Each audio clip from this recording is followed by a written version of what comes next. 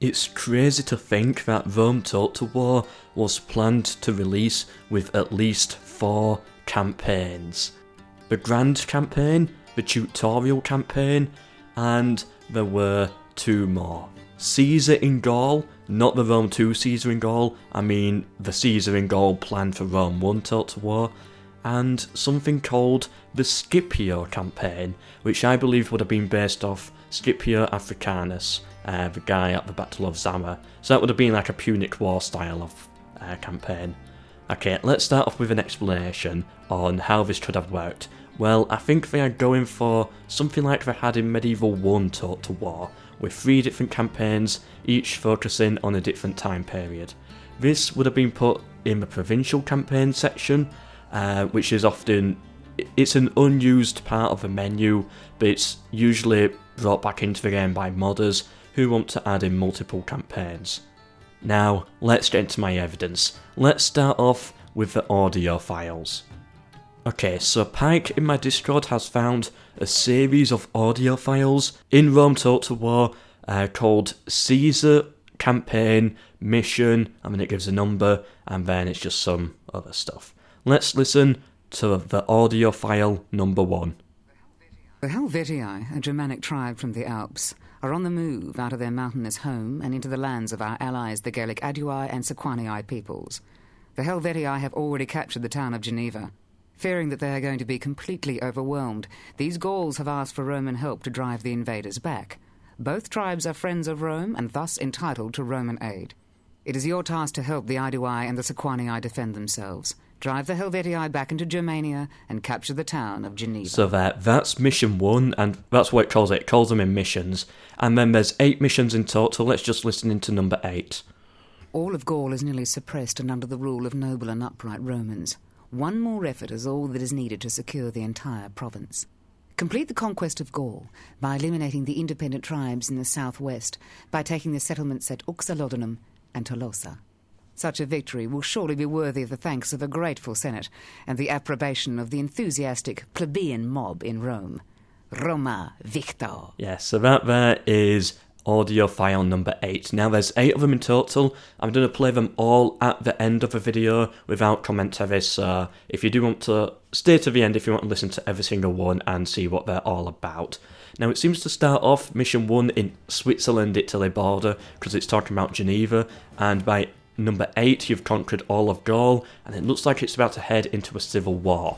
This is weird, because if it is a campaign, then why does it label them as missions? Like, it's 8 different missions in the campaign, and yeah, it's weird. I've got some more to show you there. Some more evidence. Okay, so what you're seeing now is a text file sent to me by a guy called Aurelius on my Discord.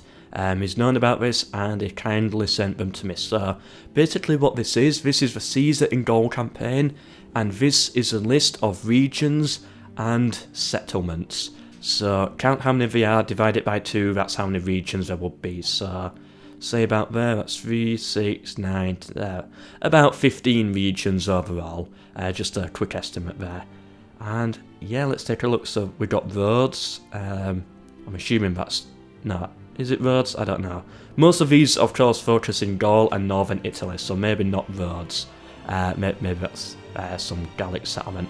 So yeah, these settlements here are all for the Gauls and was meant to be in the Caesar in Gaul campaign.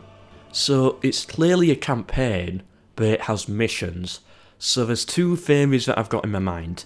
Theory number 1, you know in Alexander Total War, you have Alexander's historical battles where it's some sort of a story. Maybe there were 8 missions like that, but they also involved some form of a campaign. So in a way, 8 mini campaigns. Kind of weird to get your head around, but that's theory number 1. 8 mini campaigns, and you got a complete 1 small mission to get through to the next one. Theory number 2, it was like the Alexander Total War campaign, where yes, you do have freedom and it's a normal campaign, but for the most part, you're forced into one direct route, like the mountains lead you in a certain way. So with the Caesar and Gaul campaign, you would have had to take a historical route. A bit like if you've ever played the Fellowship campaign for Third Age Total War. A bit like that as well. Like a set route, 8 missions that you've got to follow until you make it to the end. Maybe they'll have a time limit as well, like Alexander Total War did. And those mission audio files, they pop up every time you complete like a certain mission, and then it leads you into mission 2. So yeah, that would have actually been really interesting, and this sadly got cut from the game. I don't know why. Okay, now we have the Scipio campaign. Scipio was of course Scipio Africanus, I believe that's who they're referencing here, the guy who beat Hannibal at the Battle of Zama. And, you know, so I'm guessing this campaign took place when Hannibal was invading into Italy in the Second Punic War, and the Romans were trying to, you know, stop him from doing so. This here is a list of all the settlements and regions, and there's quite a lot. This here, because a lot of these stretch into around the Parthia region. This is a full world it's not just limited to Gaul, but rather it involves the Seleucid Empire, Carthage, the Germans, Egypt, you know, factions from the entire map. But every single settlement has been redone. But it can't be Scipio Africanus and the Punic Wars, because look at these. These names here are too Roman, and Constantinopolis. If it was based off Scipio, then it would be called Byzantium. So why is it called the Scipio Campaign? Maybe Scipio Campaign was code word for something else, maybe some form of a Roman civil war style of thing. Maybe this was an early plan of Barbarian Invasion, which didn't make it into the final game and was instead converted over as a DLC. Maybe it's really difficult to tell what Scipio Campaign means. What it could have been a code word for. Overall, I don't know. It's just weird having Constantinople in here. It doesn't make any sense. I don't know. What are your thoughts on this? I'm stuck. I don't know where to go. By the way, for those of you who are curious of how different it actually is, Amaz have sent me this. So this here, this is the Scipio Campaign, and this is Rome Total War. And as you can clearly see, whenever this is red, it means the settlement does not make it over, and it's not actually in this file. If it's purple, then that means it is, but it's moved positions or changed names slightly. And if it's black, then that means, yep, it's in the same version. As you can see, Scipio Campaign has these 3 black ones, and these are also in the Imperial Campaign in the same place. So yeah, just interesting to note that almost all of these settlements are different, but there's some similar ones in there too. He also did this comparing it with Barbarian Invasion on the left this time, and as you can clearly see, you know, it's still very different from Barbarian Invasion, so I don't think it would have been that, but I don't know, I'm lost at this point. We got another reference to Caesar and Gaul, we got 2 references to Illyria, a reference to Londinium, Rome, Germany, and Sidetes, Syria, but most importantly, right at the bottom, Zama. The Battle of Zama should have been in Rome Total War. This is just my opinion, because it's a big historical battle, an important one, the Battle of Zama. And the fact that it wasn't in Rome Total War I found weird, but seeing it here makes me think that it was planned to be in there, but it didn't make it. It got cut for whatever reason. Maybe development got a bit rushed near the end. So yeah, was Battle of Zama meant to be in there? I've got 3 more historical battles for you now that were cut. Right, these were sent to me as audio files. We got first of all Mons Gropius. The Britons have chosen the ground for their last stand.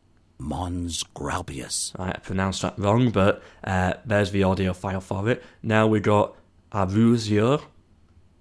But the Cimbri and Teutones are not going anywhere. And we got one called Triganon Certa.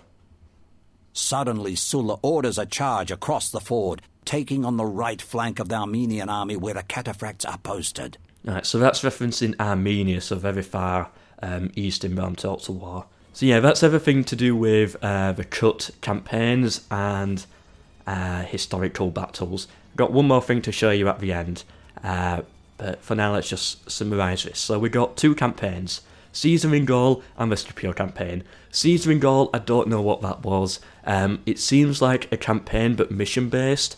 I see it a lot more than likely as being like Alexander Total War or the Third Age mod Fellowship Campaign, where it's a normal campaign but you're restricted and there's like certain missions you've got to do in order.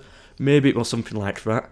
And then we got the Scipio Campaign, which, yeah, it does seem likely, but all the settlements are named too modern. Well, not modern, but further along the timeline than Scipio actually was. So it doesn't fit historically. Again, I'm lost. I don't know what to think of the Scipio Campaign. Maybe they just hadn't finished the settlement names. It does seem like it was cut very early on in its development. If anyone's got any theories on it, please let me know, or any more information. And yeah, that's as far as I can go with this. It's mostly just speculation at this point. Now, I got one more hidden thing for you. A special ability. A fake route sort of thing. Let's take a listen. These men have the ability to feign a rout on your command, hopefully forcing an unwitting enemy into a fatal error. Left-click the Show Me How button to see how to do Yeah, this. so as we can clearly see there, it's referencing that you can pretend to rout your troops. Now, of course, you can rout in the game, like pull your troops back and then let the enemy chase you, and then you bring your troops back and you can fight again. But listen to how it starts. These men have the ability to... It starts off with these men. It specifies these ones have it, therefore the rest don't. I can't see it being that much of a use in multiplayer, because if you see this unit routing, you know it's got a special ability where it can fake a rout. So it kind of seems a bit useless because you know it's done be fake on those particular units. Yeah, I can tell why this got cut. I forgot to say there's another reference to the Caesar in Gaul campaign. Here is a list of all the descriptions. So we got the Imperial campaign ones, then we got the Sons of Mars, which is just the tutorial, and then we got the Caesar in Gaul campaign, House of Julii. Yeah, just another thing I found interesting. Yeah, just another reference of it. So it seems like the Caesar in Gaul was cut very close to the end. Like, they were pretty certain that this was going to be in the campaign, but somewhere near the end, nah, they decided not to. Whereas the Scipio Campaign, or whatever that was a code name for, that seems like it was, it wasn't in production for too long. That seemed to get cut very quickly. Just a funny thing I found in the files, like, the developers send messages to each other, like, changes beneath this line made on this date, blah blah blah. And sometimes I spot like little messages between the developers about what to do next that they forgot to cut. And one I found here was, there should be no more changes. See Ross, Luke, or Mike. And then I scroll down and it says, don't kill me for this, Luke. The voices made me do it. And it's just some victory stuff here that probably was forgot to get added in some patch or something. Yeah, this is after release. I'm guessing this is a post-launch patch.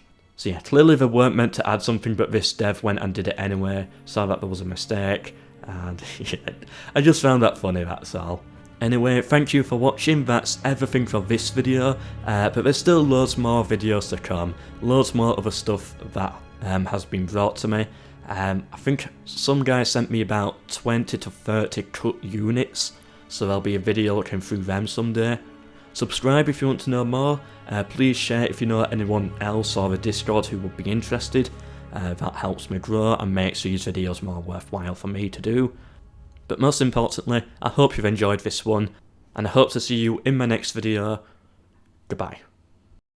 The Helvetii, a Germanic tribe from the Alps, are on the move out of their mountainous home and into the lands of our allies, the Gaelic Adui and Sequanii peoples. The Helvetii have already captured the town of Geneva. Fearing that they are going to be completely overwhelmed, these Gauls have asked for Roman help to drive the invaders back. Both tribes are friends of Rome and thus entitled to Roman aid. It is your task to help the Adui and the Sequanii defend themselves. drive the Helvetii back into Germania and capture the town of Geneva. Congratulations. The Helvetii have been sent back to their mountain hovels, and your army has been brought back up to strength.